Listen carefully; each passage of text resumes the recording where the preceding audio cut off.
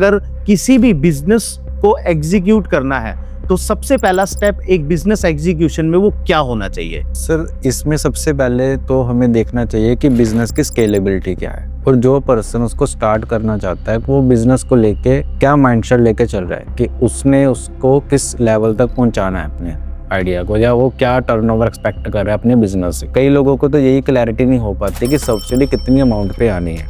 कई बार हमारे पास कॉल आती है तो पर्सन सोचता है कि यार मैं 2 करोड़ 5 करोड़ के सेल तो बड़े इजीली कर लूँगा, बट जब वो ग्राउंड रियलिटी में करने जाता है तो बहुत सारे चैलेंजेस आते हैं। तो ज़्यादातर देखा जाए तो वो क्लाइंट्स जिनको बिजनेस करना कैसे है उसका आइडिया नहीं होता है, उनको ये नहीं पता कि सप्लाई कहाँ से आएगी उनके पास, उनको सेल किनको करनी है, या फिर हम जो बेसिक क्वेश्चंस उनसे पूछते हैं, या फिर उनका एक्सपीरियंस भी देखा जाता है, फैमिली का बैकग्राउंड भी देखा जाता है। ऐसे कई सारी चीज़ें हम देखते हैं, उसके बाद हम असेस करते हैं कि क्या आखिरकार इसको लोन देना चाहिए या नहीं देना चाहिए। हमारे क्लाइंट है हाँ, तो वो बंदा 2014 से काम कर रहा है कि उसकी मैन्युफैक्चरिंग है टी शर्ट्स की, प्लस वो प्रिंटिंग का काम भी करता है। तो रिसेंटली वो ऐसी मशीन 10-12 लाख की लेके आया है जो टैग्स प्रिंट करती है, बारकोड वाले हर कैटेगरी का टैग है, मींस उसकी मशीन थोड़ी सी एडवांस लेवल की है। तो उसका जो मटेरियल है वो ऑलरेडी टी शर्ट का, प्रिंटिंग का लोकल मार्केट में भी जाता है, आउट ऑफ द स्टेट भी जाता है। स्टिल वो कह रहा था कि भैया मैंने मशीन ले ली, अभी तक मेरे को टैग लगवाने वाला कस्टमर ही नहीं मिला। जो मीन्स एग्जिस्टिंग उसके कस्टमर्स हैं जिसको वो बेच रहा है, वो तक उसको कन्वर्ट नहीं कर पा रहा, जबकि इतनी ज़्यादा पुराना वो बंदा खिलाड़ी है मार्केट में।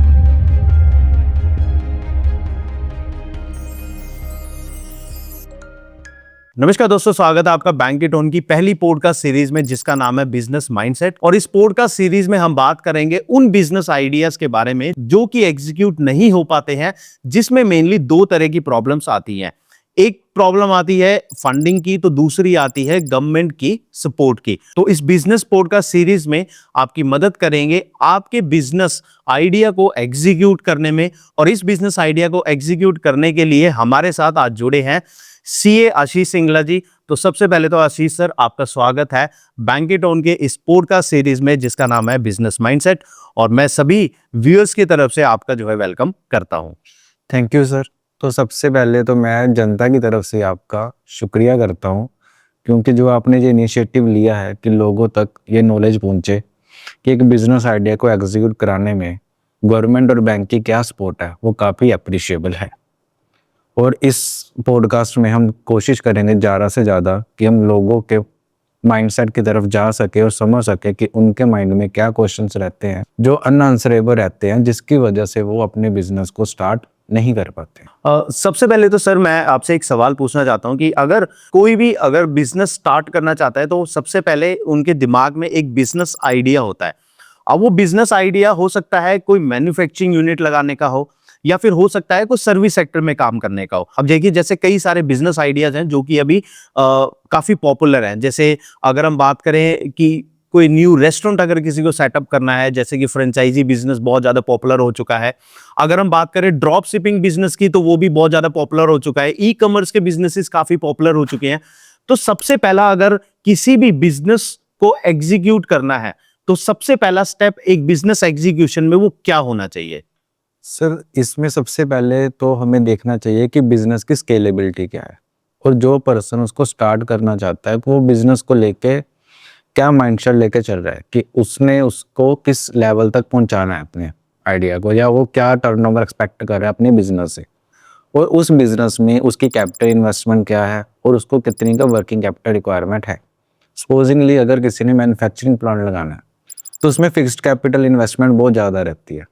अब उसमें मैटर करता है कि उसके पास फंडिंग है कितनी, पहले तो खुद की, और उसके बाद वो उसकी स्केलेबिलिटी से हम आइडिया लगा सकते हैं कि उसके बिजनेस को कितनी का बैंकिंग सपोर्ट मिल रही है और कितनी को उसे गवर्नमेंट सपोर्ट मिल रही है। अगर मान लो किसी का प्रोजेक्ट है छोटे लेवल का, तो उसमें जो स्कीम्स है गवर्नमेंट की वजह से PMEGP, PMFME, ठीक है, स्टैंड अप इंडिया।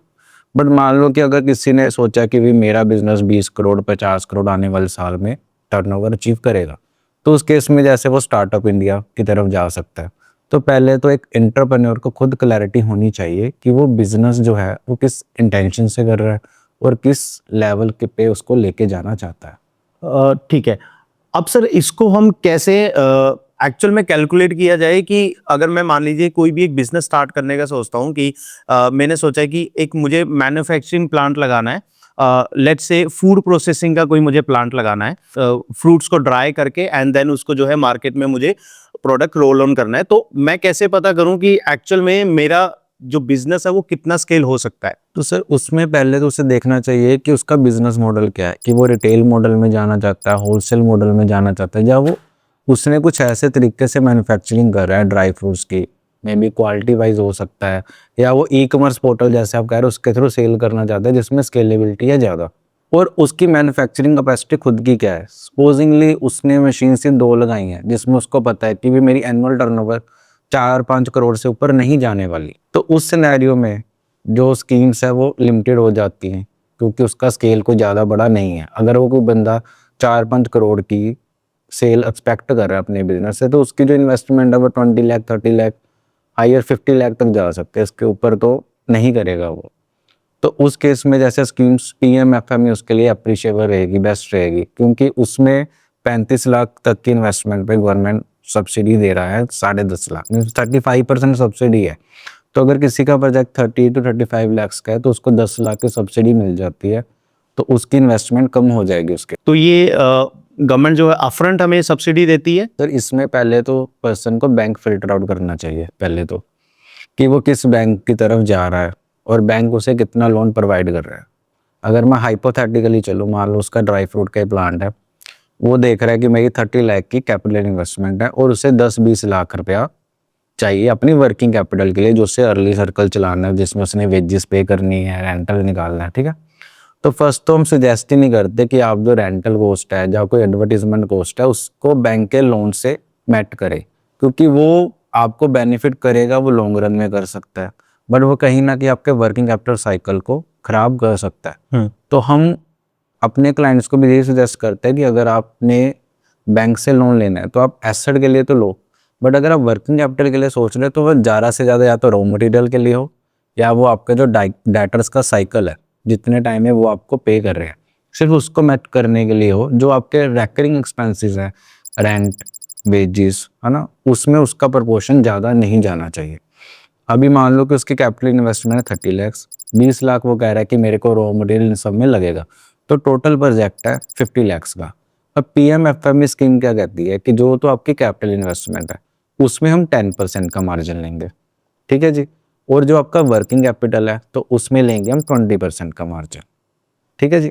अभी 30 लाख की अगर वो कैपिटल इन्वेस्टमेंट करता है तो बैंक उसे 10% मार्जिन काट के 27 लाख का लोन दे सकता है, ठीक है। सिमिलरली अगर हम वर्किंग कैपिटल की तरफ जाते हैं, उसने एक्सपेक्ट किया कि मेरी वर्किंग कैपिटल 20 लाख की मेरे को चाहिए, तो 20% मार्जिन कवर अप करने के बाद उसका 16 लाख रुपए का वो लोन मिल गया। तो एक तरह से 50 लाख के प्रोजेक्ट पे 43 लाख तक तो बैंक सपोर्ट कर सकता है, ठीक है, ठीक है। और वो 50 लाख के प्रोजेक्ट पे हमें 10 लाख की सब्सिडी मिलेगी, क्योंकि जो पीएमएफएमई स्कीम कहती है वो कहते हैं कि वो 35% और प्रोजेक्ट को मिलेगी, बट वो देखते हैं कैपिटल इन्वेस्टमेंट, आपको वर्किंग कैपिटल पे सब्सिडी नहीं मिलती। ओके। कई लोगों को तो यही क्लैरिटी नहीं हो पाती कि सब्सिडी कितनी अमाउंट पे आनी है। तो पीएमएफएमई स्कीम जो सब्सिडी देता है वो कैपिटल इन्वेस्टमेंट पे देता है। जो अभी मान लो कि मेरी कैपिटल इन्वेस्टमेंट 30 लाख की है, तो उसके ऊपर ही मेरे को 35% की सब्सिडी मिलेगी, बट उसकी मैक्सिमम कैपिंग 10 लाख ही है। तो ये 10 लाख कितने टाइम में मिल जाती है? ये आप लगा लो सर 5 to 6 मंथ्स में बैंक जिसमें हमारा लोन हुआ है वहाँ पे एज ए एफडीआर पार्क हो जाता है, ठीक है। और वो 3 इयर्स बाद अपने टर्म लोन से एडजस्ट हो जाता है। ओके। ये स्टार्टिंग में ही लोन से एडजस्ट नहीं होता, बट जो हमारी इंटरेस्ट की कॉस्ट है वो वहाँ पे उतनी अमाउंट से कम हो जाती है। कम हो जाती है, तो वो इट मीन्स वो एफडी बना के जो है वो उसको लोन में जो है वो बैंक अपने सेपरेट अकाउंट में पा करके रखता है, ठीक तो वो लोन से एडजस्ट नहीं होती, बट 5 to 6 मंथ्स में सब्सिडी लोन अकाउंट में आ जाती है, जिस बैंक में हमारा लोन उसमें आ जाती है, तो उस पोर्शन पे जो है वो इंटरेस्ट नहीं लगता है। नहीं लगता। बिल्कुल ठीक है। अब सर इसमें जैसे आपने मुझे बताया कि अगर आपने एक बिजनेस आइडिया के बारे में बता दें कि जिसमें 30 लाख का प्लांट लगना है, जिसमें 20 लाख की वर्किंग कैपिटल है, लेकिन एक कोई भी एक न्यू एंटरप्रेन्योर है या फिर कोई भी एक बिजनेस आइडिया है, तो वो एक्चुअल में एसेस कैसे करे कि उसको मशीनरी कितना लगेगा एंड उसको वर्किंग कैपिटल कितनी रिक्वायरमेंट होगी? सर देखिए उसमें क्या रहता है कि पहले तो एरिया हमें आइडेंटिफाई करना चाहिए सपोजिंगली कोई पर्सन ऐसा, मान लो वेयरिंग अपैरल्स का ही काम कर रहा है, उसने जगह ही ऐसे देखी जहाँ पे रेंटल कॉस्ट ही 70,000 है। ठीक है। ठीक है, तो फर्स्ट ऑफ ऑल हमें असेस करना पड़ेगा कि उसकी फिक्स कॉस्ट क्या है और उसकी रेकरिंग कॉस्ट में रेंटल कितना पे करे। अभी रेंटल प्रॉपर्टी हमें 10,000 से भी मिल जाती है, 70,000 में भी है, लाख रुपए में भी है। तो हमें पहले तो ब्रेक इवन आइडेंटिफाई करना चाहिए। ठीक। मान लो कि मेरा बिजनेस है वो ब्रेक इवन ही 2 करोड़ की सेल पे हो सकता है, उससे नीचे तो मेरे को लॉस इनकर होना है। तो फिर मैं आइडेंटिफाई करूंगा कि यार 2 करोड़ की सेल करने के लिए मेरे को कितने की प्रोडक्शन करनी चाहिए, फिर उस प्रोडक्शन को करने के लिए मेरे को कितनी लेबर चाहिए, कितनी मेरे को मशीनरी चाहिए। तो वो एक चीज़ बैकलॉग से होती है कि मान लो कि मेरा प्रोडक्ट है, मान लो मैं टी शर्ट बना रहा हूँ, तो 200 रुपये वाली भी मिल रही है, 500 वाली भी मिल रही है, 1000 वाली भी मिल रही है। तो हर केस में मेरा ब्रेक इवन सेम नहीं रहना। ठीक है। अगर मेरा वॉल्यूम ज़्यादा है तो उस केस में मेरा ब्रेक इवन कम यूनिट में भी निकल सकता है, क्योंकि मेरी वैल्यू बाय सेल बहुत ज़्यादा हो रही है और मैं कुछ जो खर्चे हैं उसको मिटिगेट कर पाऊंगा। फिक्स कॉस्ट मान लो मेरी रेंटल के 70,000 है, अगर मैं 1000 यूनिट बनाऊंगा तो भी 70 रहनी है, 10,000 बनाऊंगा तो भी वो 70,000 ही रहनी है। अगर वो मेरी रेंटल जो प्रॉपर्टी है उसका जो एरिया है वो इतनी कैपेसिटी तक जा सकता है, उसमें एक्सपेंशन की रिक्वायरमेंट नहीं है।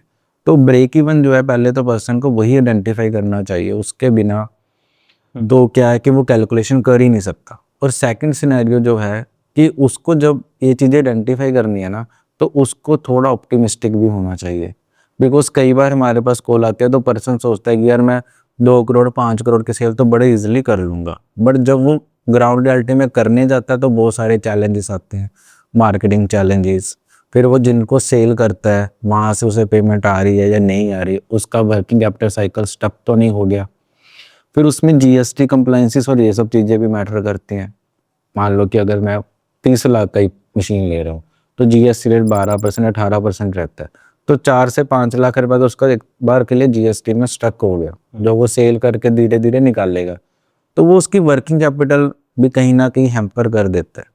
तो अगर तो एक एंटरप्रेन्योर वो सारी चीज़ें माइंड में लेके चलता है, ऑप्टिमिस्टिकली नहीं सारी वैल्यू को ज्यूम कर लेता है कि यार मैं 2 करोड़ 5 करोड़ 10 करोड़ ईजिली कर लूँगा, ठीक है, तो उसे थोड़ा प्रैक्टिकल कंजर्वेटिव अप्रोच भी लेनी चाहिए। अभी कुछ आते हैं वो एड से मतलब अपनी सेल करते हैं, मान लो उनका यूट्यूब पेज है, इंस्टा पेज है, वो इंस्टा के थ्रू अपनी सेल करते हैं, तो वो काफ़ी ऑप्टिमिस्टिक रहते हैं कि यार मेरा ROS means return on ad spend 4 time है 3 टाइम है तो मैं इजिली कर लूँगा।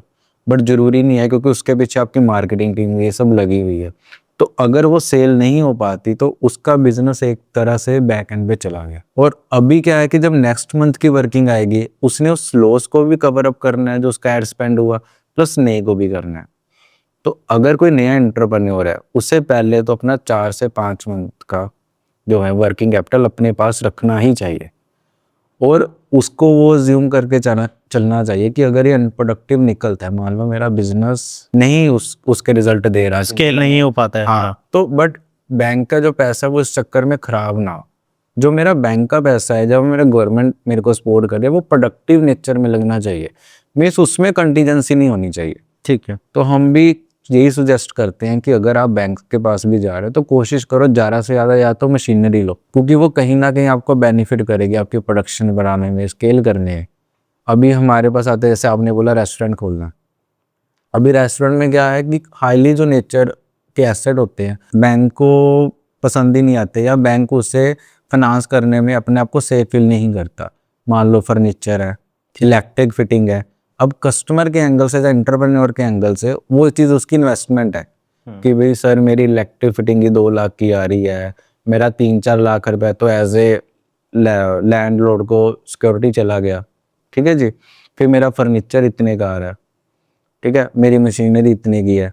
बट कुछ चीज़ें बैंक कर दे, चलो हम फर्नीचर फाइनेंस कर देते हैं क्योंकि वो रेजिस्टेंस में है और दिख रहा है, ठीक है, वो फिक्स एसेट में ले लेता है बैंक ना। ठीक है ना, वो उसे थोड़ा सेफ फील करता है। और कस्टमर अगर सोचे यार बैंक मेरा लीज सिक्योरिटी भी फंड कर दे, ये भी कर दे, तो वो एक तरह से आपकी अप्रोच भी दिखाता है कि यार हम अपने एंड से कुछ स्ट्रगल नहीं कर रहे हैं, यार ठीक है। उस बिजनेस को लेने एग्जिस्टेंस में लेके आने की कोशिश ही नहीं कर रहे हैं।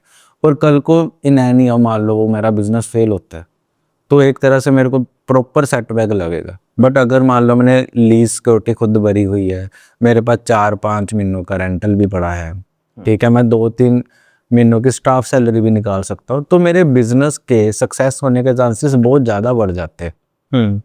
ठीक है, क्योंकि मेरे पास 4-5 महीनों को बिजनेस को रन करने का फ्यूल भी है। ठीक है, प्लस बैंक उस केस में ज़्यादा सपोर्ट मेरे को इजीली कर पाएगा, क्योंकि उसे दिख रहा है कि यार पर्सन अपना भी पैसा लगा रहा है। लगा रहा है उस केस में। अब उसमें क्या है, जब हम वर्किंग कैपिटल की बात करते हैं तो जो आइटम्स होती हैं रेस्टोरेंट में वो ज़्यादा पेरिशेबल नेचर की होती है, ज़्यादा नहीं चल पाती।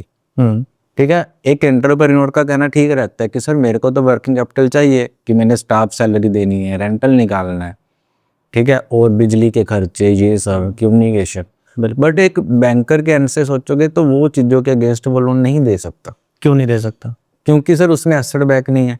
अब एज ए मैंने आपसे ओडी लिमिट मांगी, सीसी लिमिट मांगा, खुद बैंकर हो, अब आप देखिए, आप देखोगे कि यार तो स्टॉक क्या लेके आ रहा है, डेटर क्या लेके आ रहा है। अब रेस्टोरेंट बिजनेस कुछ ऐसा हो गया जिसमें डेटर भी नहीं हो सकते, बिकॉज जो आएगा वो पे करके जाएगा। रॉ मटेरियल है वो ज़्यादा से ज़्यादा 3 महीने 4 महीने का होल्डिंग में मैं नहीं रख सकता। कुछ आइटम्स होंगी जो मैं रख लूँगा, बट जो मेजर आइटम्स है, कोई मेरी सब्जी आनी है, ये आनी है, वो पेरिशेबल नेचर का है। तो आप कहोगे कि यार इतना पैसा चाहिए क्यों? बिल्कुल। ठीक है, आप कहोगे चलो ठीक है, उसकी एक लिमिटेड एक्सपायरी भी है, उसके बाद एक्सपायरी हो गया, उसका सामान खराब हो गया, बिल्कुल, तो वो पैसा वेस्ट है एक तरह से आप देखा जाए। ज़्यादा से ज़्यादा बोल दोगे कि ठीक है यार 4-5 लाख की मैं ऑडी दे देता हूँ। अब मान लो उसने रेस्टोरेंट या फूड आउटलेट खोल ही ऐसी जगह में है जहाँ पे लाख रुपए तो रेंट है, तो वो सोचे कि यार मेरी लाख रुपए की भी लेबर सैलरी है, तो उसके पास तो 2 महीनों में लिमिट ही खत्म हो जाएगी। बिल्कुल। तो उससे रीपे कैसे करेगा? या मान लो वो 2 महीने में बिजनेस स्केल नहीं करता, तो वो आगे के खर्चे कहाँ से निकाल लेगा? बिल्कुल। तो अगर देखा जाए तो मेनली कोई भी एक नया बिजनेस शुरू करना है तो उसके लिए 2 चीजें मैटर करती हैं। सबसे पहला कैपिटल, कि आपके पास खुद की फंडिंग कितनी है, कि अगर कल को बैंक की सपोर्ट नहीं मिल पाती है, या फिर बैंक अगर आपको जितनी सपोर्ट आप चाह रहे हैं बैंक से, मान लीजिए आप चाह रहे हैं कि मुझे 30 लाख का बैंक से लोन मिल जाए, लेकिन बैंक 30 लाख नहीं करता, 15 लाख कर देता है, तो एक्चुअल में आप क्या कितने मंथ के लिए वो उसको बिजनेस को रन कर सकते हो।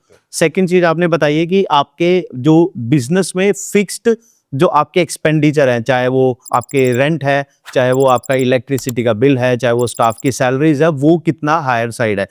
ये दोनों चीजें कैपिटल आपकी आपके पास ज्यादा होनी चाहिए, और अगर हम फिक्स एक्सपेंडिचर की बात करें तो वो आपकी लोअर साइड होनी चाहिए, ताकि आपकी जो कैपिटल है वो कम महीने में एग्जॉस्ट ना हो, वो आपकी कैपिटल ज्यादा टाइम तक चले। जनरली जो देखा जाता है, जितना एक पर्सन के पास अपनी कैपिटल रहेगी ना, उतना उसके सर्वाइवल के चांसेस बढ़ते हैं, सक्सेस के चांसेस बढ़ जाते हैं। ओके। आइडियली चलो गवर्नमेंट स्कीम कहते हैं कि आप 10% का मार्जिन दे दो, 20 दे दो, या पीएमईजीपी कहता है 5% ही दे दो।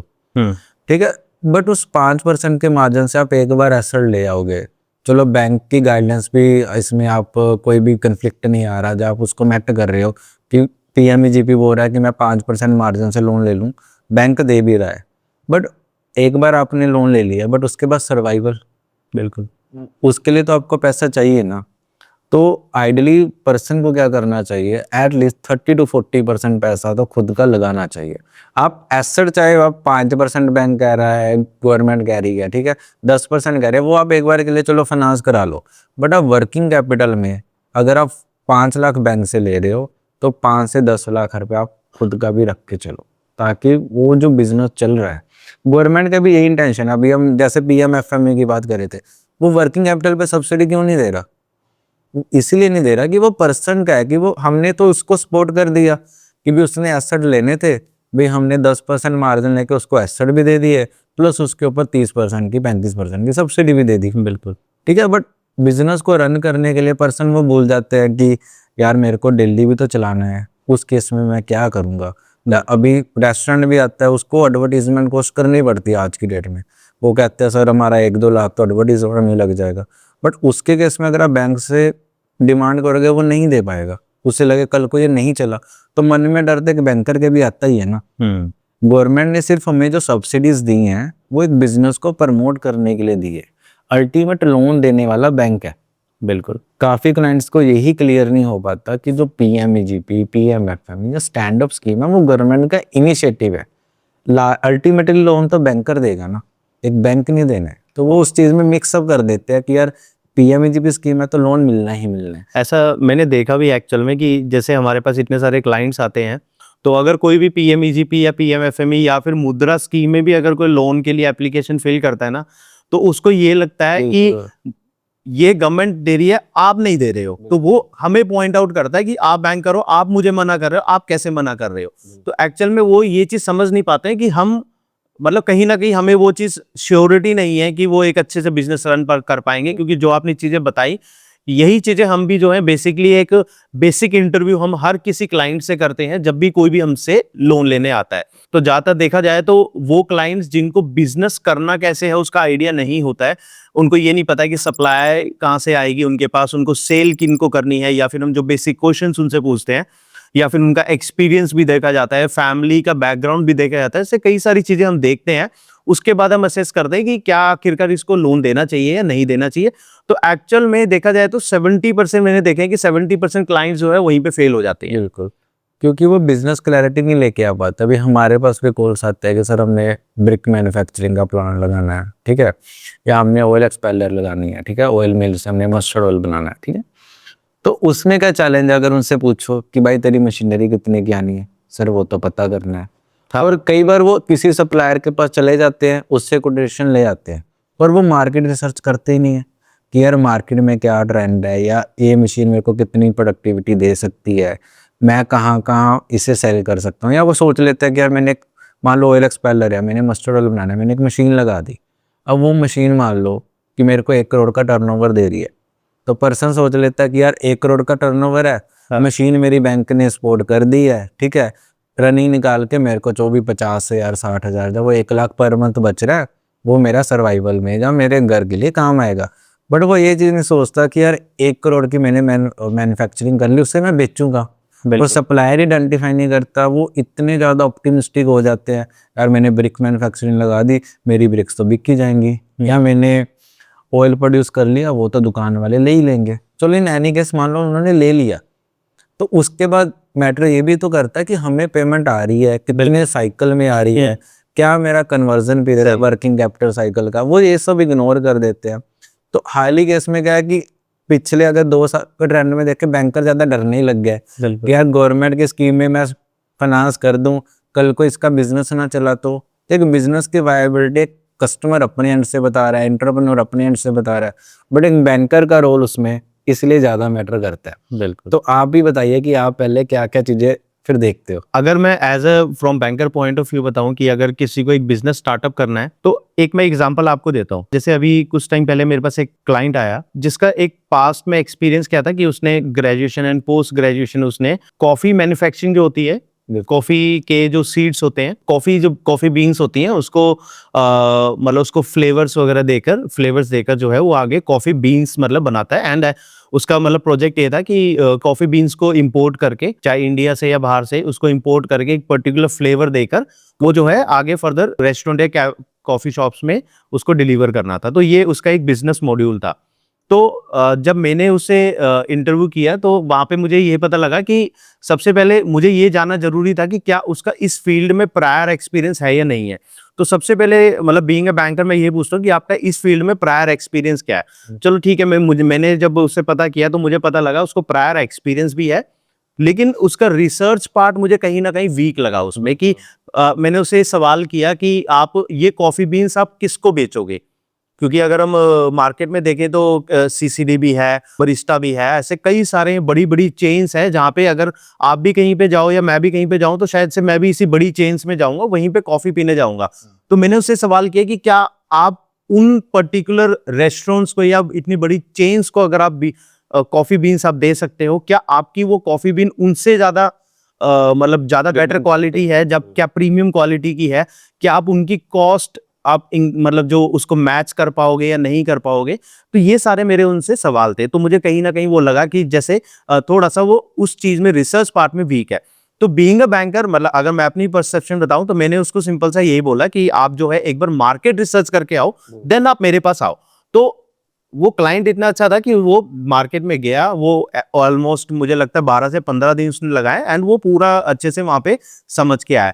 देन उसके बाद हमारे पास आया, तो हमने फिर सोचा कि चलो उसको अब आगे फंडिंग करना चाहिए या नहीं करना चाहिए। उसमें वही मैटर है कि देखो एक हाँ। बैंकर का रोल भी मैटर करता है। Yes. आपने उससे गाइड कर दिया, Yes. एक तो मार्केट रिसर्च करके आ। बिल्कुल। बट मोस्टली क्या होता है कि हमारे पास भी कॉल्स आती हैं, वो कहता है मैं बैंक गया, उन्होंने मना कर दिया, तो हम भी उसे वही समझाते हैं कि भाई तूने अपना जो बिजनेस मॉडल है वो कैसे एक्सप्लेन किया, क्योंकि जो सामने वाला बंदा हम आपके पॉइंट सुन रहा है, आपका बिजनेस सुन रहा है, ठीक है, तो उसने तो बैंक का ही पैसा आपको देना है, बिल्कुल। ठीक है, तो उसमें उसकी डिसीजन मेकिंग क्या रहती है। अभी आपने गाइड कर दिया तो ये नहीं है कि हर एक बैंकर गाइड करेगा यार Yes, तू मार्केट रिसर्च करके आ, यस यस, पता कर, तो उसमें रिजेक्शन रेट बढ़ जाता है। बिल्कुल। सेकंड जो दिक्कत आती है ना, जो हम ऑब्जर्व करते हैं, वो अपना ना तो सप्लायर आइडेंटिफाई करते हैं, ना वो अपना कस्टमर आइडेंटिफाई करते हैं। कई बार मेरा प्रोडक्ट गुड है, गुड फॉर द मार्केट है, बट मैं उससे चैनलाइज गलत कस्टमर को कर रहा हूँ, ठीक है, तो उसमें क्या है कि वो चीजें वो फिल्टर आउट नहीं करते। वो जर्नल क्या है आजकल हर कोई बंदा यूट्यूब या गूगल पे डिपेंड हो जाता है कहीं ना कहीं, वो असेस कर लेता है इसका मार्केट शेयर प्रोडक्ट का क्या है, ठीक है, वो कहाँ कहाँ तक जा सकता है, ठीक है, तो जिस चक्कर में क्या है कि वो एक प्रॉपर ऑप्टिमिस्टिक फिगर लेके घूमता है कि यार मेरा बिजनेस तो स्केल होगा ही होगा, बिल्कुल, ठीक है, फिर उसके फेलियर के चांसेस उतने ही ज्यादा बढ़ जाते हैं। इसमें ना मैं आपको एक आइडिया देता हूँ। कुछ टाइम पहले मैं एक रील देख रहा था, उस रील की जो रीच थी ना, it was more than 20 million, है ना। और उस रील में क्या दिखाया था कि आपको सिर्फ ये एक मशीन लेकर आनी है जो कि टी शर्ट पे ना टैग प्रिंट कर दी है। अब वो प्रिंटेड टी शर्ट्स हम पहनते हैं ना, तो वो वाले टैग्स उसने बताया कि 5 लाख रुपए की आप मशीन लेकर आओ, वो आप 5 लाख रुपए की मशीन लेके आओ, आप वो टैग को उसको पंच करो एंड देन जो है टी शर्ट को आप सेल कर दो। तो मेरा भी वहीं पे ये मतलब जो थॉट लेवल था वो यही था। हालांकि उस मशीन के लिए कई सारे नीचे और उसमें कमेंट्स भी थे कि ये मशीन कहाँ से ली जाए। आप मशीन ले तो लेंगे, लेकिन अल्टीमेटली वो प्रोडक्ट सेल कैसे करेंगे? वो सेल भी तो करना है, वहां पे आपको मार्जिन भी निकालना है, आपके पास अल्टीमेट बायर कौन है। तो ये सारी चीजें भी आइडेंटिफाई करनी जरूरी है, क्योंकि मुझे ऐसा लगता है कि शायद से ऐसी रील्स देख के भी बहुत सारे ऐसे लोग हैं जो कि मशीन मंगा लेते हैं, लेकिन बाद में एक्चुअल में इनको चैलेंज पता लगता है कि चैलेंज चीज अभी मैं इसी पे आपको बताता हूँ। एक क्लाइंट है, हाँ, तो वो बंदा 2014 से काम कर रहा है, तो उसकी मैन्युफैक्चरिंग है टी शर्ट्स की, प्लस वो प्रिंटिंग का काम भी करता है। तो रिसेंटली वो ऐसी मशीन 10-12 लाख की लेके आया है जो टैग्स प्रिंट करती है, बारकोड वाले हर कैटेगरी का टैग है, मींस उसकी मशीन थोड़ी सी एडवांस लेवल की है। तो उसका जो मटेरियल है वो ऑलरेडी टी शर्ट का, प्रिंटिंग का लोकल मार्केट में भी जाता है, आउट ऑफ द स्टेट भी जाता है। स्टिल वो कह रहा था कि भैया मैंने मशीन ले ली, अभी तक मेरे को टैग लगवाने वाला कस्टमर ही नहीं मिला, जो मीन्स एग्जिस्टिंग उसके कस्टमर्स हैं जिसको वो बेच रहा है, वो तक उसको कन्वर्ट नहीं कर पा रहा, जबकि इतनी ज्यादा पुराना वो बंदा खिलाड़ी है मार्केट का। बिल्कुल। तो यही चैलेंज है, जो नया पर्सन आता है वो तो सोच लेता है यार मैं जाऊंगा वो और मेरी डील क्रैक हो जाएगी, जबकि ऐसा नहीं हो पाता। मार्केट में कंपटीशन बहुत ज्यादा है, कंपटीशन बहुत ज्यादा है। कुछ लोग एडवर्टीजमेंट पे डिपेंड है इसी वजह से। अब एडवर्टीजमेंट क्या है कि वो सोचता है कि वो मेरी सेल का प्रोपोर्शनेट है, डायरेक्ट प्रोपोर्शनेट है, बट वो हर एक पर्सन के लिए सक्सेसफुल नहीं हो सकता या ट्रू साबित नहीं हो सकता। बिल्कुल। मान लो एक बिजनेस के लिए जरूरी नहीं है कि जो दूसरा बिजनेस है वो सोचेगा कि मैंने 10 शेयर लगाया तो मेरी इतने की सेल होगी, बिल्कुल 20 लगाऊंगा तो इतने की हो जाएगी, तो वो डायरेक्टली प्रोपोर्शनल हर एक बिजनेस के लिए नहीं रहेगा। तो ये सब पर्सन अगर जितनी जल्दी आइडेंटिफाई कर ले तो उन्हें एक अपने बिजनेस की ट्रू पिक्चर आ जाएगी। उसमें उन्हें ये नहीं सोचना चाहिए यार मैं बिजनेस कर रहा हूँ, मैं इसके लिए कुछ नेगेटिव नहीं सोचूंगा, बट उन्हें सोचना चाहिए कि यार मैं ये बिजनेस कर रहा हूँ, इसमें क्या क्या रिस्क फैक्टर आ सकते हैं, गवर्नमेंट पॉलिसीज क्या क्या चेंज हो सकती हैं जो मेरे बिजनेस को इम्पैक्ट कर ले। ठीक है, अब मान लो किसी का आयरन से रिलेटेड बिजनेस है, खोलना चाहता है, ठीक है, अभी मेरे पास आए थे पोर्टेबल कैबिन्स बनाने थे। क्या बनाना है? पोर्टेबल कैबिन्स बनाने थे, पोर्टेबल कैबिन्स, ठीक है, ओके, जो QSR जिन लोगों को यूज कर सके, ठीक है।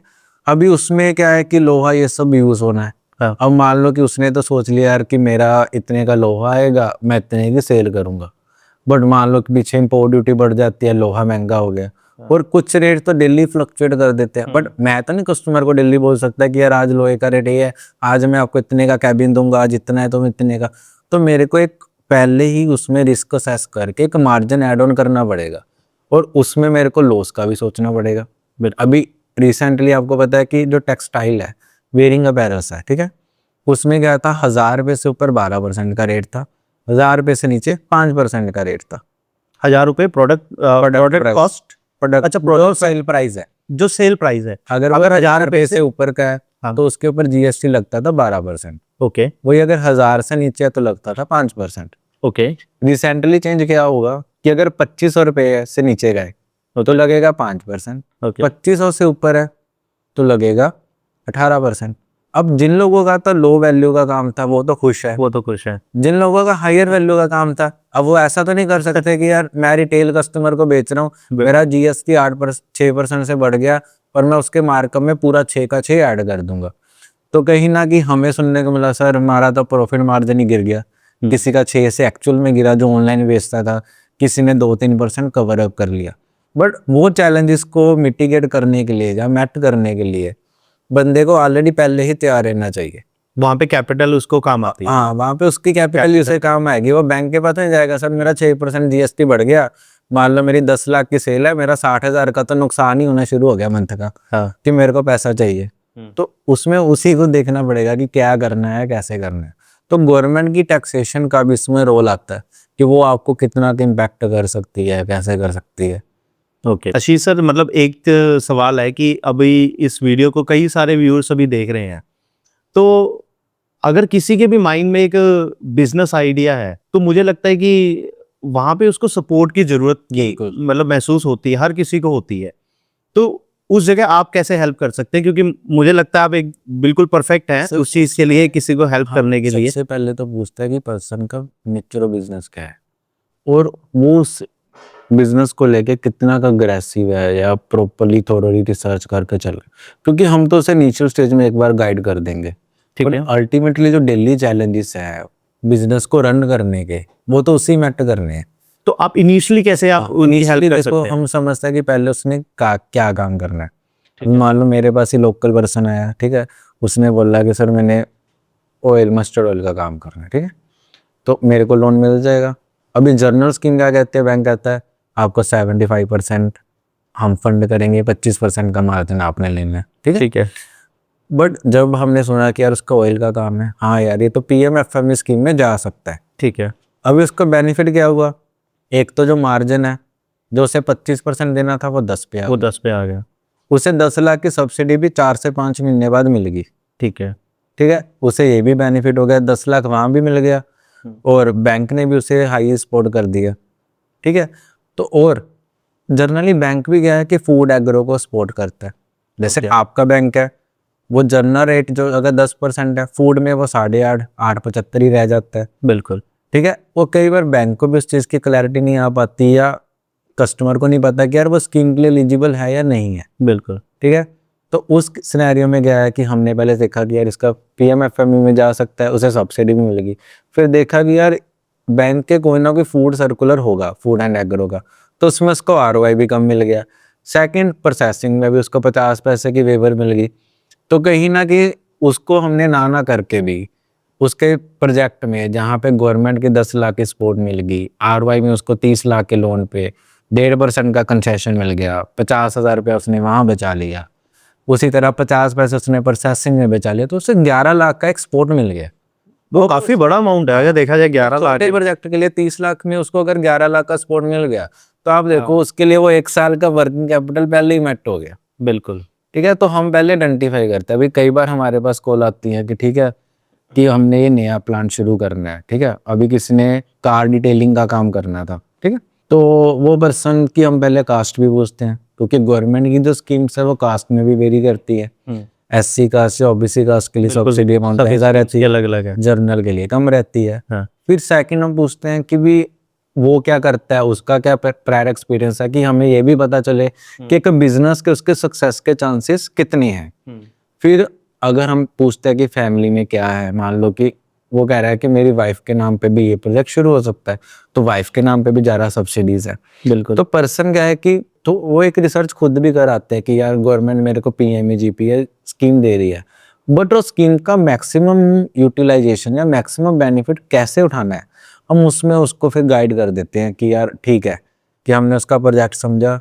अभी कई बार आते हैं हमारे पास, उसने काम फूड का करना होता है बट वो कहता है मैंने पीएमईजीपी जाना है, क्योंकि उसे पीएमएफएमई पता ही नहीं है, तो वो बेनिफिट कैसे उठाएगा। बिल्कुल। ठीक है, अभी मेरे पास एक क्लाइंट आया था, पंजाब का ही था, तो वो कहता कि सर मैंने फूड सेक्टर में काम करना है, मैंने वाटर बॉटल्स बनानी है, तो पीएमईजीपी में मेरे को क्या बेनिफिट है, ठीक है। तो मैंने उसके पहले प्रोजेक्ट का मैग्नीट्यूड समझा। वो समझना क्यों जरूरी होता है सर, वो भी मैं आपको बताता हूँ। एज पर पीएमएफएमई आप 30 लाख तक, ठीक है, अगर प्रोजेक्ट करते हो, मीन्स प्रोजेक्ट की कोई कैपिंग नहीं है, बट जो आपका ब्रेक इवन निकलता है, क्योंकि 10 लाख की सब्सिडी की कैपिंग है। अगर आपका 30 लाख का प्रोजेक्ट है तो 35% सब्सिडी के हिसाब से 10.5 बनता है, बट आपको हायर मिलना है 10 लाख। तो अगर आपका प्रोजेक्ट आता है छोटा, मान लो 20 लाख का, तो उसमें 35% हो गया 7 लाख। पीएमईजीपी जो हमें बेनिफिट देता है वो देता है जर्नल के लिए अलग 15% का, अर्बन कैटेगरी में, रूरल में 25, वुमेन के लिए वो 25% हो जाता है, अर्बन कैटेगरी में, रूरल में हो जाता है 35, ठीक है। अब मान लो कि मेल पर्सन आया, वो उसने अर्बन कैटेगरी में शुरू करना है, उसने अर्बन एरिया में शुरू करना है, तो सेम वाटर बॉटल का प्लान मैं पकड़ता हूँ, वो कहता है कि यार मेरी इन्वेस्टमेंट जो है वो इसमें 20 लाख की है, तो कहाँ उससे 15% सब्सिडी मिलनी थी, कहाँ उससे अब 35% मिले, तो उसे वहाँ बेनिफिट होगा। सेकंड मैं सिनेरियो को थोड़ा चेंज कर देता हूँ, उसका प्रोजेक्ट है बड़ा, वो कहता है कि मेरी जो इन्वेस्टमेंट है वो 50 लाख की है, ठीक है जी। अब उसमें क्या है कि उसने कहना है कि मैंने लेडी के नाम पे भी शुरू कर रहा है, चाहे वो कर रहा है अर्बन में, तो लेडी को मिलनी है 25% की सब्सिडी। अब 50 लाख का 25% होगा 12.5 लाख। पीएमएफएमई में मिलना है मेरे को 10 लाख। तो बिजनेस मॉडल, बिजनेस के स्केल के वेरी पे भी हम डिसाइड कर लेते हैं कि इसके लिए कौन सी स्कीम ज्यादा बेनिफिशियल निकलती है। अब जैसे पीएमईजीपी है, वो वर्किंग कैपिटल पे भी सब्सिडी दे रहा है, पीएमएफएमई नहीं दे रहा है, तो उसकी वर्किंग कैपिटल का प्रोपोर्शन क्या है, वो भी एक मैटर रहता है कि यार उसे किस स्कीम में जाना चाहिए। अब कई पर्सन कहते हैं यार मेरा सर छोटे लोन से काम ही नहीं बनना, मेरा ग्रीनफील्ड प्रोजेक्ट है, बट मेरे लिए सब्सिडी इतनी मैटर नहीं करती, मेरे लिए लोन अमाउंट ज्यादा मैटर करती है, तो उसके लिए स्टैंड अप इंडिया, ठीक है, जिसमें 1 करोड़ तक का लोन मिल सकता है, 1 करोड़ तक का मिल सकता है, लेकिन स्टैंड अप में जो है SC ST एंड विमेन को मिलता है। हाँ, उसमें क्राइटेरिया क्या है कि या तो आप SC ST कैटेगरी में हो या वुमेन एंटरप्रेन्योर हो, ठीक है। उसमें क्या है कि नेचर ऑफ कंसर्न मैटर नहीं करती। मैं आपको भी इसी में बताता हूँ। मान लो कि मेरी एक प्रोप्राइटरशिप फर्म है, पीएमईजीपी सिर्फ प्रोप्राइटरशिप फर्म को बेनिफिट देता है, ना वो कंपनी को देता है, ना पार्टनरशिप फर्म को देता है, ठीक है। पीएमएफएमई के लिए कंसर्न मैटर नहीं करती, बट मान लो मेरा बिजनेस है वो फूड का है ही नहीं, मैंने बिजनेस ही उस कैटेगरी का खोलना है जिससे फूड से लेना देना नहीं है, तो मेरे को पीएमएफएमई का बेनिफिट नहीं मिलना। अब मैं आ जाता हूँ दूसरे सिनेरियो पे कि भी मैंने बनानी है चेयर्स का काम खोलना है, मैंने फर्नीचर का ही काम खोलना है, मैंने मैन्युफैक्चरिंग करनी है उनकी कुछ, ठीक है। पीएमएफएमई मेरे को मिलेगा नहीं, पीएमईजीपी में मैं चला जाता हूँ, ठीक है। अब मान लो मैं मेल कैटेगरी में जा, मेरे को लग रहा है मेरा बिजनेस स्केल होना है, और या मेरे साथ एक पर्सन और ऐड है, मेरे लिए वो बिजनेस अकेले करना पॉसिबल नहीं है, मैंने अपनी पार्टनरशिप फर्म बना ली, मैंने अपनी प्राइवेट लिमिटेड कंपनी बना ली, वहां पे पीएमईजीपी भी आउट हो गया। बिल्कुल, वो कहता है कि आप इंडिविजुअल ही नहीं हो। स्टैंड अप इंडिया ये भेदभाव नहीं करता, वो कहता है कि अगर वुमेन एंटरप्रेन्योर भी है या SC कैटेगरी में, तो मान लो मैं वुमेन एंटरप्रेन्योर हूँ, मेरा शेयर 51% है, 49% मेल का है, स्टिल मैं स्टैंड अप इंडिया के लिए एलिजिबल हो जाता हूँ। ओके, तो वही है कि हम पहले समझते हैं, अभी कुछ क्लाइंट्स आते हैं वो कहते हैं सर हमने काम तो पार्टनरशिप में ही करना है, मैं अकेला कर ही नहीं सकता, तो फिर वो ऐसे तो स्कीम का बेनिफिट ही नहीं ले पाएगा। तो वो चीज आइडेंटिफाई करना, पहले समझना उसके बिजनेस को, उसके नेचर ऑफ कंसर्न को। कुछ ऐसे भी आते हैं पर्सन, वो कहते हैं हमारा टेक बेस्ड काम है, ठीक है, हमने बिजनेस को बहुत ज्यादा स्केल करना है, या एट प्रेजेंट वो स्केलेबल नहीं है, बट हमें भी दिखता है कि यार 2-3 साल बाद इसका बिजनेस बहुत ज्यादा स्केलेबल हो जाना है। फिर हम खुद ही कहते हैं कि भाई तू कंपनी बना, LLP बना, इसको स्टार्टअप इंडिया में लेके जा, वहां पे गवर्नमेंट की और सपोर्ट है। अगर आपका एक्चुअल में बिजनेस जो है वो बहुत अच्छा है, टेक बेस है और गवर्नमेंट को समझ आ रहा है, तो वहां पे आपको 20 लाख की ग्रांट मिल जाएगी, 50 लाख का आप कन्वर्टेबल डेट भी उठा सकते हो, तो 70 लाख का सपोर्ट आपको गवर्नमेंट ने वैसे दे दिया, बैंकर अलग दे रहा है। मेरा बिजनेस और ज्यादा स्केलेबल मेरे को दिख रहा है, क्लाइंट का पर्सपेक्टिव समझ रहे हैं, वो कहता है कि सर ये तो 100 करोड़ की कंपनी बनेगी, 50 करोड़ की बनेगी, ठीक है। तो फिर हम कहते हैं कि ठीक है आप स्टार्टअप में जाओ, साथ में इनकम टैक्स में भी 80 IAC सेक्शन है कि वो जो एग्जम्पशन देता है टैक्स की, आप किसी भी 10 साल में से 3 साल में टैक्स बेनिफिट उठा सकते हो, वहां पे आपको कोई टैक्स नहीं है। बिल्कुल, तो हम बिजनेस स्केलेबिलिटी भी देखेंगे। अब मान लो कोई कहता है मेरा तो साल में प्रॉफिट ही 10 लाख है, अब मैं उसको क्या स्टार्टअप का बेनिफिट बताऊंगा? बिल्कुल। इनकम टैक्स ही 12 लाख तक अब थोड़ा माफ हो चुका है। सही सही सही। तो हम पहले तो कस्टमर को समझते हैं, उसके बिजनेस को समझते हैं, फिर वो किस स्कीम में बेस्ट बेनिफिट उठा सकता है उसको समझते हैं, उसके हिसाब से हम डिसीजन लेते हैं। ठीक है। उसमें एरिया का भी रोल आता है सर। अब गुजरात है, गुजरात में काफी स्कीम है, आत्मनिर्भर स्कीम है, पंजाब में इन्वेस्ट पंजाब है, कई बार पर्सन उसमें भी एलिजिबल होता है, हमें दिख रहा है कि यार वो जा सकता है, तो उसमें अलग कैटेगरी के बेनिफिट है, आपको स्टैंप ड्यूटी नहीं लगेगी, CLU माफ है, CLU पे कोई टैक्स नहीं। ये जो सारी स्कीम्स बता रहे हैं, तो ये एक्चुअल में एक आम आदमी को कैसे पता लगे? आम आदमी को अगर पता करनी है तो फर्स्ट ऑफ ऑल वो अच्छे फाइनेंशियल एडवाइजर से जुड़े। अभी हमारे पास भी क्लाइंट आते हैं, वो कंसल्टेंसी पे ज्यादा आते हैं। हाँ। कि वो पहले तो हमसे यही पूछते हैं कि हमें किस डायरेक्शन में जाना चाहिए। हाँ। कि मेरे पास कौन कौन सी स्कीम का बेनिफिट है जो मैं एलिजिबल हूँ, क्योंकि उसे मोटा मोटा तो पता होता है कि यार ये स्कीम है, ये स्कीम है, हाँ। बट उसे उस क्लैरिटी की स्कीम नहीं पता होती, वो क्या क्या बेनिफिट नहीं मिल सकता। अभी एक जब उसको क्या बेनिफिट मिल सकता है, अभी जैसे गुजरात में हमने स्कीम देखी थी, ठीक है, तो वो क्लाइंट गुजरात में उसने प्रोजेक्ट लगाना था, तो उसमें थी स्कीम, उसमें कैटेगरी थी कि आप किस एरिया में लगा रहे हो, क्योंकि गवर्नमेंट भी चाहती है कि मैं बैकवर्ड रीजन को ज़्यादा प्रमोट करूँ, तो उसमें मैं ज़्यादा सब्सिडी दे दूँ। तो उसमें कैपिटल सब्सिडी भी है, 35% भी है, 25% भी है। सिमिलरली GST का बेनिफिट भी होता है कि जो स्टेट का शेयर होता है, अब जो एक एंटरप्रेन्योर है जो नया है वो पढ़ के इतना नहीं समझ पाता जी, क्योंकि फाइनेंशियल उससे नॉलेज नहीं होती कि वो क्या क्या बेनिफिट उठा सकता है। तो आधे से ज्यादा क्लाइंट तो हमसे पहले यही समझते हैं कि यार मेरा बिजनेस मॉडल ये है, अब बताओ कि मेरे लिए कौन सा प्रोजेक्ट, मैं कौन सी स्कीम मेरे लिए ज्यादा बेस्ट रहेगी, मैं उसका बेनिफिट कैसे उठा सकता हूँ। तो वो उसको हम समझ के फिर उसी हिसाब से हम उसे गाइड करते हैं। तो दोस्तों मैं आपको एक चीज़ यहाँ पे बताना चाहता हूँ कि अगर आप बैंकेटॉन की कंसल्टेंसी अगर आप यूज़ करना चाहते हैं, आपके मन में कोई भी किसी भी तरह का आइडिया है, कोई भी बिजनेस आप करना चाहते हैं, तो आप बैंकेटॉन की कंसल्टेंसी यूज़ कर सकते हैं। वहाँ पे मैं और आशीष सर हम दोनों जो है कंसल्टेंसी प्रोवाइड करते हैं। कई सारे बिजनेस आइडियाज़ को हमने वहाँ पे एग्जीक्यूट करवाया है। तो अगर आप हमारी सर्विसेज लेना चाहते हैं तो आप नीचे दिए हुए कस्टमर्स का प्यार भी दिख रहा है। हाँ, यहाँ पे कस्टमर्स का प्यार भी दिख रहा है, आप पीछे देख सकते हैं। बहुत सारे ऐसे कस्टमर्स हैं जिन्होंने एक अच्छा फीडबैक हमें दिया है। तो आप अगर हमारी कंसल्टेंसी की सर्विसेज अगर आप यूज़ करना चाहते हैं तो आप वो कर सकते हैं। और साथ ही आपको बताना चाहते हैं कि अप्रैल में हम एक वेबिनार कंडक्ट कर रहे हैं, जो कि आपको यहाँ पे पोस्टर दिख रहा होगा। तो इस पोस्टर पर आप क्लिक करके जो है आप हमारे वेबिनार को ज्वाइन कर सकते हैं। उस वेबिनार में हम आपको सभी गवर्नमेंट की स्कीम्स के बारे में डिटेल में आपको बताएंगे, और उसी के साथ कोई स्टेट लेवल की अगर कोई स्कीम्स है जहां पे आपको ज्यादा सब्सिडी मिल सकती है, तो उन स्कीम्स के बारे में भी वहां पर डिटेल में आपको बताएंगे। और ये जो वेबिनार है ये 2 वे वेबिनार रहेगा, यानी कि आपके अगर कोई सवाल है तो वो भी हम वहां पर लेंगे और आपको वहां पर जवाब भी देंगे। तो इस वेबिनार का आप जरूर फायदा उठाएं, और हमारी जो ये सर्विसेज हैं कंसल्टेंसी सर्विसेज, इसका भी जरूर आप फायदा उठाएं। तो सर आखिरी में अब आपसे सिर्फ 2 सवाल। सबसे पहले कि अगर किसी को भी एक स्टार्टअप शुरू करना है, कोई भी, चाहे छोटा बिजनेस हो चाहे बड़ा बिजनेस हो, तो उसको अपने आप से खुद 5 कौन से ऐसे सवाल पूछने चाहिए जो कि बहुत इंपॉर्टेंट है, या फिर ये कहें कि अगर किन 5 चीजों पे उसको सबसे जरूरी है रिसर्च करना या सोचना? तो सर सबसे पहले तो एक जो एडेड एडवांटेज रहता है वो होता है स्किल का। अगर मान लो कोई पर्सन वही काम कर रहा है जिसमें वो उसको ऑलरेडी एक्सपीरियंस है, जब उसमें स्किल है उसमें, तो उसके सक्सेस के चांसेस भी बढ़ते हैं, प्लस वो ज़्यादा इजीली बैंकर को या खुद को कन्विंस कर सकता है, या जो चैलेंजेस उसको फेस करने हैं उसको वो मैट कर सकता है अपने प्रायर एक्सपीरियंस के थ्रू।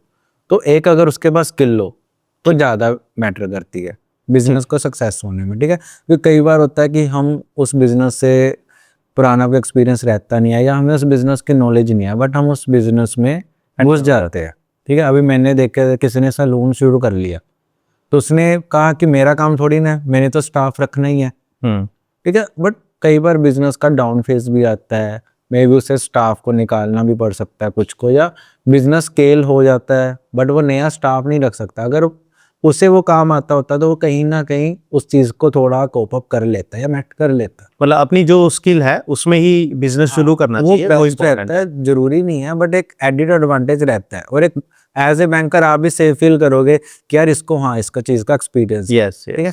अभी कई बार हमारे पास जैसे क्लाइंट रेस्टोरेंट का आया था, उससे एक्सपीरियंस नहीं था, बट वो पैशनेट इतना था कि उसने अपने रिसोर्सेज उस कैटेगरी में लगा दिए कि जो बेस्ट उसका आउटपुट निकल सकता है। ठीक है, तो सेकंड आपका पैशन भी मैटर करता है कि यार आप बिजनेस को लेके कितना सीरियस हो, कितनी का आपने रिसर्च की है। अभी ऐसे मैं आपको रेस्टोरेंट का क्लाइंट बता रहा हूँ, तो उस पर्सन ने गूगल में एडसेंस भी लगाई। ठीक है, मतलब आप कहते हैं कि उसने अब एक कंसल्टेंट हायर किया जिसने सारी रिसर्च की, उसने इंग्रेडिएंट्स पे रिसर्च की, उसने सप्लायर्स के ऊपर भी रिसर्च की कि कौन हमें मटेरियल देगा, कौन क्या करेगा। ठीक है, उसने डिज़ाइन के ऊपर भी काम किया कि मेरा एक आउटलेट कैसे होना चाहिए। ठीक है, प्लस उसकी चेन कैसे बननी चाहिए। ठीक है, तो फिर आपका आता है पैशन कि आप उस बिजनेस को लेके कितने के पैशन में चल रहे हैं। ठीक है। थर्ड आता है आपकी सप्लायर या कस्टमर सिलेक्शन या कस्टमर टारगेट ग्रुप। कई बार हमें क्लैरिटी नहीं होती कि भी हम किस कस्टमर एज को टारगेट कर रहे हैं, डेमोग्राफिक, स्टेट वाइज, ठीक है, या एज वाइज। और सप्लायर, कई बार सप्लायर जो है, अभी हमारे पास एक क्लाइंट आया था, वो कह रहा था कि मैं सप्लायर से इतना परेशान हूँ, मैं मेरे पास ऑर्डर आते हैं, वो ऑर्डर पहुंचाने में 10-15 दिन लगा देता है। तो अल्टीमेटली उसके कस्टमर डिससेटिस्फाई हो जाते हैं। वो बोलते हैं कि यार मेरे को तो मटेरियल ही रिसीव नहीं हो रहा, आपकी सर्विस वो पुअर है। कहता है कि कस्टमर के रिव्यू ऑनलाइन दिखते हैं, सप्लायर से मेरी इंटरनल टॉक है, वो सुन ही नहीं रहा है, तो मेरे को तो इंटरनल मैन्युफैक्चरिंग ही करनी पड़ेगी, इन हाउस ही करनी पड़ेगी सब। ठीक है। तो ये चैलेंज कहीं ना कहीं आ जाता है। ठीक है। प्लस उस बिजनेस में स्केलेबिलिटी, आप स्केलेबिलिटी का कितना का लेके चल रहे हो। स्केलेबिलिटी कैसे, मान लो कि मेरे बिजनेस का मैंने ईयरली टर्नओवर सोचा 1 CR, ठीक है, अभी मेरा बिजनेस वो 20 लाख की सेल पे चल रहा है, तो बट मेरे पास ना वो 5 टाइम सेल अचीव करने का एक कैपेसिटी लेवल है। ठीक है। कई पर्सन बिल्कुल टू दी पॉइंट कैपेसिटी पे वर्क करते हैं कि यार वो 10,000 की सेल ही डेली कर सकता है और 10,000 ही मेरी मान लो निकल या 8,000 निकल। जब वो बिजनेस एकदम स्केल आउट करता है ना, तो वो उस चीज़ को मैट ही नहीं कर पाते, वो ऑर्डर को मैट नहीं कर पाते, वो कस्टमर को सर्विस नहीं दे पाते, या उनके पास वो इतने फंड ही नहीं आ पाते कि वो सप्लायर से मटेरियल उठा सके।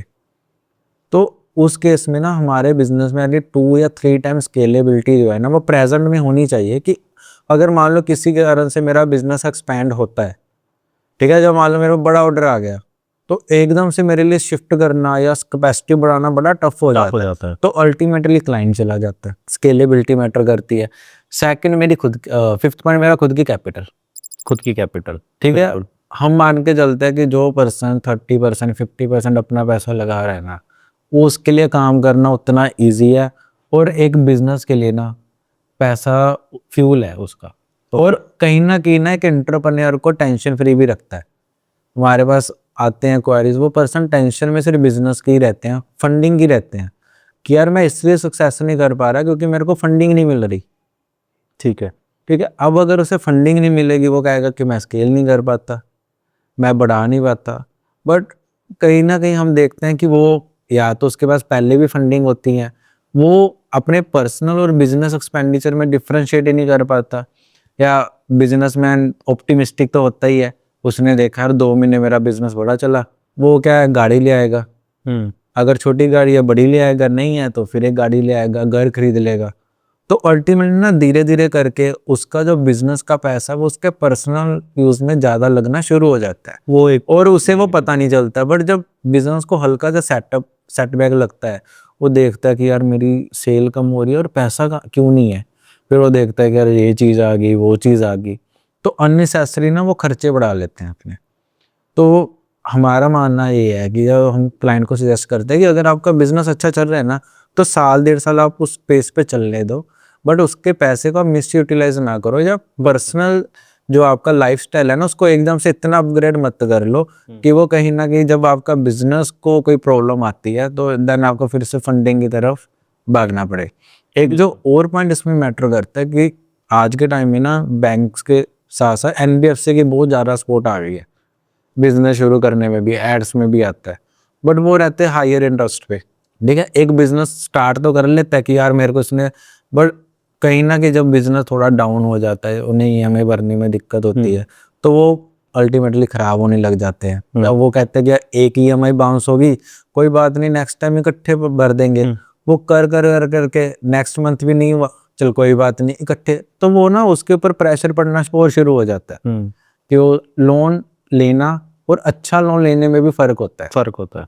ठीक है। तो हम सजेस्ट यही करते हैं उस टाइम भी कि यार आप गवर्नमेंट बैंक के पास जाओ, कम रेट पे लोन उठाओ। आपने अभी, वैसे तो मैंने 5 पॉइंट आपसे पूछे थे, आपने छठा भी पॉइंट बताया जो कि मुझे लगता है बहुत ज़्यादा इंपॉर्टेंट है, क्योंकि आज की डेट में एनबीएफसीज काफ़ी ज़्यादा पॉपुलर हो चुकी हैं। इंडिया में 19,000 से ज़्यादा एनबीएफसीज हैं जो कि रजिस्टर्ड हैं। बहुत सारी एनबीएफसीज हैं जो कि साल में बंद हो जाती हैं। और अगर देखा जाए तो एनबीएफसीज का मॉडल भी ऐसा ही है कि वो नेशनलाइज बैंक से जो है पैसा बिल्कुल लेते हैं, लेट्स से 10-11% पे लेते हैं और फिर आगे कस्टमर्स को 18-19 या 20% पे वो देते हैं। तो एनबीएफसीज देखा जाए तो एक तरह से लास्ट रिजॉर्ट है, लेकिन कुछ कस्टमर्स उसको फर्स्ट रिजॉर्ट भी मानते हैं कि इनिशियली ही वहीं से पैसा ले लिया जाए। लेकिन अगर हायर रेट ऑफ इंटरेस्ट पे अगर उनको पैसा मिल रहा है तो उनको अवॉइड करना चाहिए किसी भी एंटरप्रेन्योर को। बिजनेस को रिस्क में नहीं डालना चाहिए, नहीं डालना। बिकॉज इजी मनी कहीं ना कहीं आपको खराब करके ही जाएगी। यस, और इवन ये भी देखा गया है कि जो एनबीएफसी से जितने भी लोन मिलते हैं जो कि टर्म लोन के रूप में ज्यादा मिलते हैं, उनका टेन्योर भी जो है वो कम होता है, और कम टेन्योर होने की वजह से जो ईएमआई का बर्डन है वो भी काफी ज्यादा बढ़ जाता है। एक बिजनेसमैन ये सब चीजों को ध्यान में रखे, ठीक है। और ज्यादा से ज्यादा आप जैसे गवर्नमेंट बैंक से जुड़े और आप जैसे बैंकर जो उन्हें गाइड कर सके, जी, ताकि क्या है कि उन्हें डायरेक्शन मिल सके बिल्कुल सर। और अपने बिजनेस को ऊंचाइयों पे लेके जाए। बिल्कुल सर, हमारा इस पॉडकास्ट करने का पर्पस भी यही है कि हम एक एंटरप्रेन्योर को जो है अच्छे से गाइड करें, और फर्दर अगर उनको कभी भी हेल्प की जरूरत पड़ती है तो वो हमसे जो है कनेक्ट होके कंसल्टेंसीज भी ले सकते हैं। सर, आखिरी एक सवाल मेरे दिमाग में आया है कि एक एंटरप्रेन्योर है, उसके दिमाग में कोई भी बिजनेस आइडिया है, तो उस बिजनेस आइडिया, अगर मान लो मेरे दिमाग में एक बिजनेस आइडिया है, तो उसको आगे पहला स्टेप क्या होना चाहिए, दूसरा क्या होना चाहिए, तीसरा, चौथा, पांचवा, ऐसा क्या होना चाहिए स्टेप्स? सपोजिंग सर आपके पास एक बिजनेस आइडिया है किसी भी चीज़ का, ठीक है, तो फर्स्ट ऑफ ऑल तो हमें उसके आइडेंटिफाई करना चाहिए कि उस बिजनेस को अगर मैंने आइडिया को एग्जीक्यूट करना है तो उसमें टैट क्या लगेगा। That means turn around time. Turn around time कि मैंने आइडिया सोच लिया, अगर तो वो टेक बेस है, मेरे 6 से 7 महीने खा लेगा या साल भी खा सकता है, तो उस साल में मैं सर्वाइवल कैसे करूँ। ठीक है। ठीक है, अगर वो छोटा है, मान लो मैंने मैन्युफैक्चरिंग प्लांट लगाना है, मे बी मशीन मेरे को 1 महीने में मिल जाएगी। ठीक है, तो फर्स्ट तो उसे अपने टैट को आइडेंटिफाई करना चाहिए, वो क्योंकि वो कहीं ना कहीं उसके सर्वाइवल पे भी डिपेंड करता है कि वो कितना सर्वाइव कर सकता है। ठीक है। फिर उस आइडिया को एग्जीक्यूट करने के लिए उसको रिसोर्सेज क्या क्या चाहिए, उसको फाइनेंस कितना चाहिए। ठीक है। जब उसने ये आइडेंटिफाई कर लिया कि यार मेरे को यहाँ की लेबर चाहिए, अभी कुछ बिजनेस ऐसा होता है जिसमें वो लेबर जो है वो यूपी हमारे बिहार साइड पे डिपेंड होते हैं। ठीक है, फिर वो सीजनल भी हो सकता है ठीक उनकी है। लेबर का। ठीक है ना, तो या मेरे को रॉ मटेरियल कहाँ से आना है, मेरे को मशीनरी कहाँ से आनी है। ठीक, तो जब हमने आइडिया को एग्जीक्यूट करना है, जितने रिसोर्सेज मेरे को चाहिए उसकी मेरे पास एक प्रॉपर लिस्ट हो गया, मेरे को ये रिसोर्सेज चाहिए, ये रिसोर्सेज मेरे को यहाँ से मिलेगा, यहाँ से मिलेगा। ठीक है। प्लस गवर्नमेंट का इसमें क्या रोल है, गवर्नमेंट की रूल्स रेगुलेशन क्या कहती है, कहीं मैं कोई ऐसा प्रोजेक्ट तो नहीं लगा रहा जिसमें पहले मेरे को गवर्नमेंट से ही लाइसेंसिंग चाहिए। ठीक है। तो अगर वो लाइसेंसिंग चाहिए वो मेरे को क्लैरिटी होनी चाहिए, तो चाहे वो उसमें हमारी कंसल्टेंसी ले रहे हैं, किसी भी फाइनेंस एक्सपर्ट की कंसल्टेंसी ले कि यार मेरे को जीएसटी की रिक्वायरमेंट है या नहीं है, या मेरे को किसी कारपोरेशन से या पोल्यूशन सर्टिफिकेट लेना पड़ेगा, या मेरा जो बिजनेस है वो ग्रीन कैटेगरी में आ रहा है, पोल्यूशन वाइज रेड में आ रहा है। ठीक है, ठीक है। वो चीज़ें आइडेंटिफाई करें अपने रिसोर्सेज के हिसाब से। ठीक है, उसके बाद उसे देखना चाहिए कि यार इस बिजनेस को पैसा कितना लगना है, ठीक है। कि कल को मेरे पास क्या है। ऐसा नहीं है कि मैं 1 करोड़ का इन्वेस्टमेंट वाला बिजनेस शुरू करने चल रहा हूँ, मेरे पास 5 लाख रुपए हैं। ठीक है, बैंक आपको सपोर्ट कर दे कहीं ना कहीं आप, बट अपना खुद का जितना पैसा लगेगा वो आपको उतना ही बेनिफिट लॉन्ग रन में करके जाता है। ठीक है। तो फाइनेंस को वो प्रॉपर देखे कि मेरे को कितनी इन्वेस्टमेंट चाहिए, वो मेरी एसेट में ज़्यादा लगेगी, फिक्स मशीनरी में या स्ट्रक्चर खड़ा करने में, या वो वर्किंग कैपिटल में ज़्यादा लगेगी, वो इस चीज़ को आइडेंटिफाई करे। ठीक है, उसके बाद वो देखे कि यार गवर्नमेंट का भी मेरे को क्या सपोर्ट दे रही है। अभी हमने इतनी स्कीम डिस्कस की, PMFME, PMEGP या स्टैंड अप इंडिया। ठीक है, तो वो स्कीम से मेरे को क्या बेनिफिट मिल सकता है। ठीक। तो अपने आप को वो जितना क्रिस्टल क्लियर फिल्टर आउट करेगा प्रॉपर रिसर्च से, ठीक है, उतना वो इजीली अपने बिजनेस को, एक आइडिया को अपने एग्जीक्यूशन स्टेज में लेके आ पाए। ठीक है। तो आशीष सर, मेरे ख्याल से यहाँ पे जितने एक एंटरप्रेन्योर के माइंड में जितने सवाल होते हैं वो सारे यहाँ पर पूछ लिए गए हैं। सबसे पहले तो आशीष सर आपका धन्यवाद है हमारे इस फर्स्ट पॉडकास्ट सीरीज में, और आपने बहुत सारे इनपुट्स दिए आज हमारे व्यूअर्स को, तो सभी व्यूअर्स की तरफ से भी आपको धन्यवाद है। सर मेरे को खुद इतना अच्छा लगा कि हम कहीं ना कहीं अगर अपनी इस पॉडकास्ट के थ्रू वैल्यू ऐड भी कर देना, तो जो अर्ली डिसीजंस होते हैं कि एंटरप्रेन्योर के, ठीक है ना, बिजनेस आइडिया को एग्जीक्यूट कराने में, तो उसके लिए काफ़ी हेल्पफुल हो सकते हैं। और कहीं ना कहीं अगर हमारा नेशन बिल्ड होता है, हमारी जीडीपी बढ़ती है, तो उससे बड़ी गर्व की बात क्या है हमारे इंडिया के लिए। बिल्कुल सर। तो ये सब था आज दोस्तों हमारे बिजनेस माइंडसेट के फर्स्ट पॉडकास्ट में, जिसमें आपको बताया है कि किस तरह से एक नए एंटरप्रेन्योर को जो है अपने बिजनेस आइडिया को एग्जीक्यूशन में लाना चाहिए। अब इस पॉडकास्ट सीरीज का दूसरा जो एपिसोड है वो आपको नेक्स्ट वीकेंड आपको मिलेगा। तो दोस्तों इस चैनल को आप जरूर सब्सक्राइब कीजिए, और नेक्स्ट पॉडकास्ट में हम दोस्तों बात करेंगे उन सभी बैंकिंग लोन्स के बारे में जो कि आपको बिजनेस स्टार्टअप करने में आपकी मदद करते हैं। तो दोस्तों इस चैनल को आप सब्सक्राइब करना मत भूलना, और अगर आपके मन में कोई भी डाउट है तो आप जो है नीचे कमेंट बॉक्स में लिख सकते हैं। आपको अगर कंसल्टेशन की जरूरत है तो आप जो है नीचे दिए हुए ईमेल आईडी पर आप ईमेल कर सकते हैं, और आप अपने बिजनेस आइडिया को हमारे से डिस्कस कर सकते हैं। और साथ ही दोस्तों आपको बता दें कि बैंकेटॉन की ऑफिशियल वेबसाइट जो है लॉन्च हो चुकी है, जो कि है www.banketon.in। आप उस वेबसाइट पे जाके आप जो है हमारी कंसल्टेशन फॉर्म भी फिलअप कर सकते हैं। वहाँ पे अगर आप कंसल्टेशन फॉर्म फिलअप करेंगे तो हम आपको जो है कॉल करेंगे, एंड आपको जो है कंसल्टेशन वहाँ पर दी जाती है।